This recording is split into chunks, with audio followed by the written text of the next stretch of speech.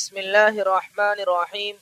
صرف 5 منٹ کا مدرسہ قرآن و حدیث کی روشنی میں 348واں دن 18 ذی الحجہ۔ نمبر 1، اسلامی تاریخ۔ سلطان صلاح الدین ایوبی رحمۃ اللہ علیہ کے اوصاف۔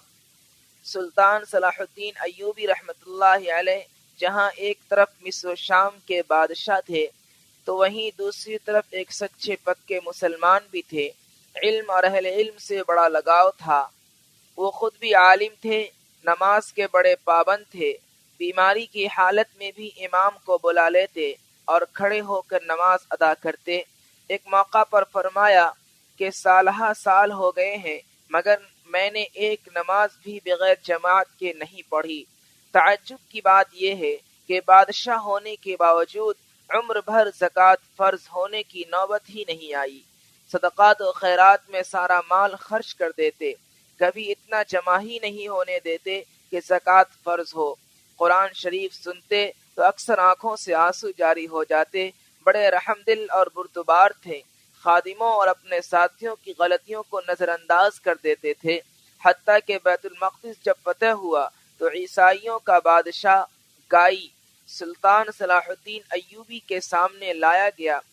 بادشاہ بہت ڈرا ہوا تھا، اب قتل کر دیا جائے گا، مگر سلطان نے اسے اپنے پاس بٹھایا اور اطمینان دلایا کہ وہ قتل نہیں کیا جائے گا۔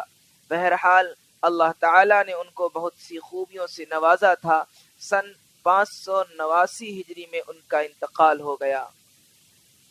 نمبر 2، حضور صلی اللہ علیہ وسلم کا معجزہ، غیبی مدد۔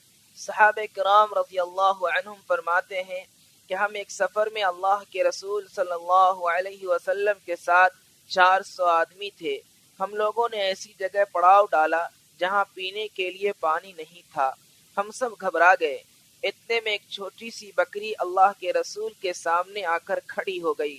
آپ صلی اللہ علیہ وسلم نے اس کا دودھ دوہا اور پھر خوب سیر ہو کر پیا اور اپنے صحابہ رضی اللہ عنہم کو بھی پلایا، حتیٰ کہ سب سیر ہو گئے۔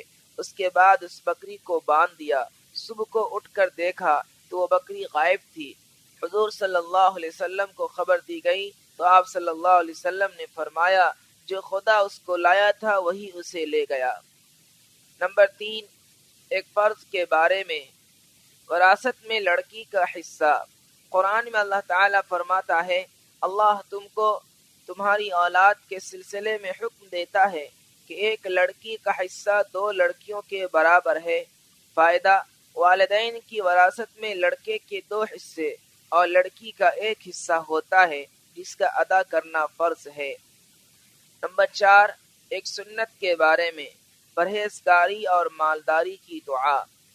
رسول اللہ صلی اللہ علیہ وسلم یہ دعا فرماتے تھے اللہم انی اسألک الہدی والتقی والعفاف والغنا۔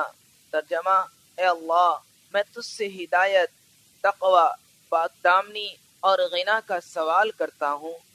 نمبر 5، ایک اہم عمل کی فضیلت، دعا کرنا بیکار نہیں جاتا۔ رسول اللہ صلی اللہ علیہ وسلم نے فرمایا بے شک تمہارا رب شرم و حیا کرنے والا اور بڑا سخی ہے۔ وہ اپنے بندے سے اس بات پر شرماتا ہے کہ بندہ اس کی طرف اپنے ہاتھ اٹھائے اور وہ اسے خالی لوٹائے۔ نمبر 6، ایک گناہ کے بارے میں، یتیموں کا مال مت کھاؤ۔ قرآن میں اللہ تعالیٰ فرماتا ہے یتیموں کے مال ان کو دیتے رہا کرو اور پاک مال کو ناپاک مال سے نہ بدلو، اور ان کا مال اپنے مال کے ساتھ ملا کر مت کھاؤ، ایسا کرنا یقیناً بہت بڑا گناہ ہے۔ نمبر 7، دنیا کے بارے میں، مال و اولاد قرب آخرت کا ذریعہ نہیں۔ قرآن میں اللہ تعالیٰ فرماتا ہے تمہارے مال اور تمہاری اولاد ایسی چیز نہیں جو تم کو درجہ میں ہمارا مقرب بنا دے، مگر ہاں جو ایمان لائے اور نیک عمل کرتا رہے تو ایسے لوگوں کو ان کے اعمال کا 2 گنا بدلہ ملے گا اور وہ جنت کے بالا خانوں میں آرام سے رہیں گے۔ نمبر 8، آخرت کے بارے میں، گنہگاروں کے ساتھ قبر کا سلوک۔ رسول اللہ صلی اللہ علیہ وسلم نے فرمایا جب گنہگار یا کافر بندے کو دفن کیا جاتا ہے تو قبر اس سے کہتی ہے تیرا آنا نامبارک ہو، میری پیٹھ پر چلنے والوں میں تم مجھے سب سے زیادہ ناپسند تھے، جب تم میرے حوالے کر دیے گئے اور میرے پاس آ گئے تو تم آج میری بدسلوکی دیکھو گے۔ پھر قبر اس کو دباتی ہے اور اس پر مسلط ہو جاتی ہے، اس کی پسلیاں ایک دوسرے میں گھس جاتی ہیں۔ نمبر 9، طب نبوی سے علاج، خربوزہ کے فوائد۔ رسول اللہ صلی اللہ علیہ وسلم نے فرمایا کھانے سے پہلے خربوزہ کا استعمال پیٹ کو بالکل صاف کر دیتا ہے اور بیماری کو جڑ سے ختم کر دیتا ہے۔ نمبر 10، نبی صلی اللہ علیہ وسلم کی نصیحت۔ حضرت انس رضی اللہ عنہ کی والدہ نے سرکار دو عالم صلی اللہ علیہ وسلم کی خدمت میں حاضر ہو کر عرض کیا مجھے کچھ وصیت فرمائیے۔